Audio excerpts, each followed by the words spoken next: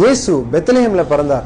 பெத்லஹேம்னு சொன்னா ரொம்ப பெரிய ஊர்லாம் இல்ல, ஒரு சின்ன ஊர் தான். அந்த சின்ன ஊர்ல ஒரு ஏழ்மையான இடத்துல இயேசு பிறக்கிறார். ஆனாலும் சாஸ்திரிகள் பார்க்க வரும் பொழுது தங்கம், வெள்ளைப்பழம், தூப வர்க்கம் ஆகிய விலை உயர்ந்த பொருட்களை எடுத்துட்டு வந்து அவரை வணங்கி கொண்டு போறாங்க. ஸோ பிறப்பிலேயே அவர் ராஜாவாக காணப்படுகிறார்.